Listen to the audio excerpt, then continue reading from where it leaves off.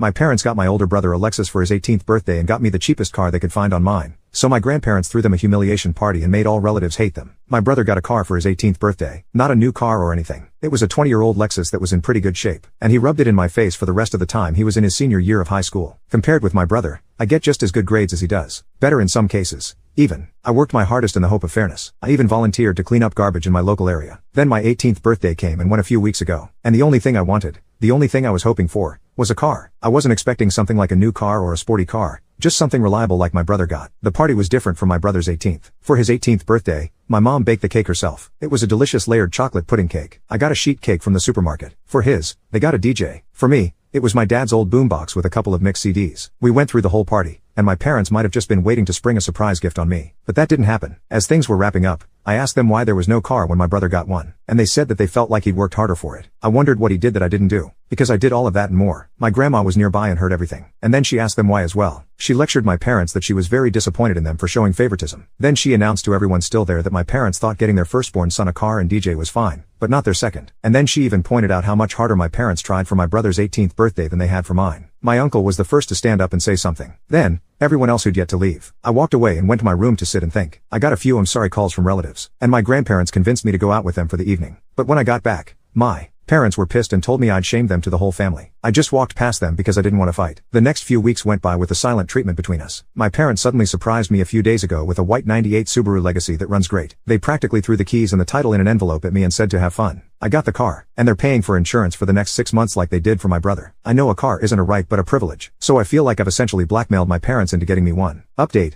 I got a part-time job that later went full-time for the summer after graduation. However, 3 weeks into working part-time, the Subaru blew the head gasket on the highway at about 45 miles an hour. The temp gauge redlined, and I had to pull over and call for help. My grandparents looked at the car and found that someone had run a lot of gasket sealer in it, and it was still in the coolant. The car was band-aided back together before my parents bought it and was then barely hanging on by a thread. It drove great, and I never pushed the car hard as I'm a slow driver. My parents claimed no prior knowledge of the problem, but their only real reaction was to shrug and say it was karma for making them get me the car in the first place. Well, that was a mistake because my grandparents were right there to witness that, and they tore into my parents like none other. My grandma told me to wait in my room and let them sort this out. It was 2 hours before I was called back into the living room. My parents were on the couch, and both looked like they'd both been metaphorically hit by a truck. My uncle and 2 other relatives were there now, too. My grandparents had gotten it out of them, and when they bought the car, they just looked for the cheapest thing they could find close in the area that still ran, and bought it, no questions asked. They didn't even bother inspecting the car, let alone properly read the ad. My uncle, who knows a thing or two about cars, told me that the engine would need to be rebuilt because the head gasket warped the block, and it cost more than the car is worth fixing. I had to call into work and tell them I could not make it in because my car was dead. They understood and put me on unpaid leave for the moment. Now, I want to point out that I had no involvement in what happened next. My grandparents told me to chill and let them and my parents take care of this. And they did. A few days later, they returned with a 1999 Honda Civic hatchback with 180,000 miles. It was white like my Subaru, and it drives great. It's not all-wheel drive like the Subaru, but it's great on the road and gets better gas mileage. There was also a list of all recent repairs done to the car, such as a new radiator. My uncle also went over the car before giving it the okay. I thanked everyone profusely. My parents, though, had all the elation of Ben Stein on Valium. They said very little and just walked away. There wasn't even that vibe they had last time of acting like they were giving a new toy to a brat. How they acted was just pure defeat if I could put it into words. The Subaru was resold for $400 later since that was the best we could get with the blown head gasket. And that money was put into my savings. That's only one half of what happened, though. When I said I did better in school than my brother, I wasn't kidding. My brother got a 30% scholarship after he finished high school. Well,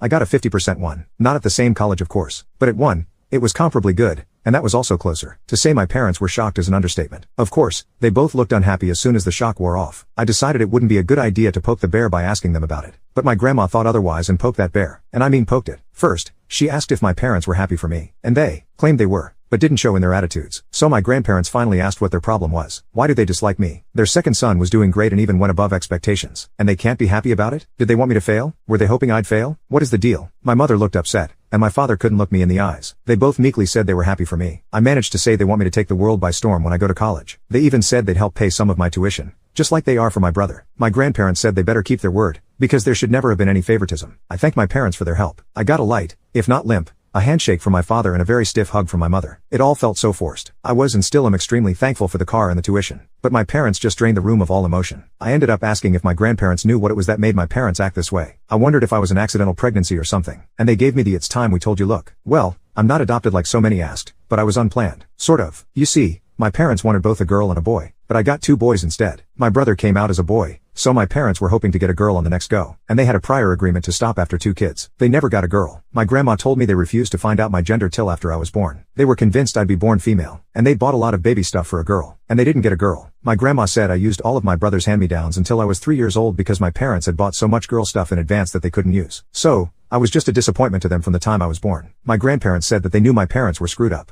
but they've been the way they are for so long now that there's no point in expecting them to change. Since then, my parents have not spoken to me much about college. They ignore the subject as much as they can, and thanks to some of the warnings I got from people who messaged me, making me paranoid, I called the college I'd been accepted to and made sure to tell them that if anyone calls or emails pretending to be me or my parents trying to say I'm not coming, then to call me for a double or even triple check if anything like that happens. I mean, I kind of doubt my parents would do that sort of thing, especially after everything that's happened, but I felt like playing it safe was the better option. However, there was something that I didn't expect to happen, and that was my brother calling me. He called me out of the blue to talk. He said our grandparents called and told him everything. He told me he was sorry for what happened in his way, and he hopes that once I'm on my own, I won't ever need to return. He admitted to me that when he finishes college, he will stay in the state he's in because he likes it there. I know our parents want him to return when he gets his degree, but it looks like that's not happening. I said I don't blame him and may do the same. The rest of the conversation was awkward because we weren't used to speaking to each other much anymore. My grandparents and the rest of the family held a surprise party for me over the weekend, and they made it almost like a repeat of my brother's 18th birthday. There was a DJ and a big chocolate cake my grandma had made. I couldn't thank them all enough. My parents attended the party, but they were like wallflowers the entire time. They didn't say or do much. I just sat at a far table in the corner and drank beer quietly. The look of defeat they had was even greater now. The party wasn't just to congratulate me, but also to rub in my parents' faces that they should have done better, because the rest of the family had made their disappointment in them clear. They seemed like they wanted to leave the party for a while. I can't say I blame them. They were being humiliated into staying where they were. My grandma said that you're always young enough to be taught a lesson in humility.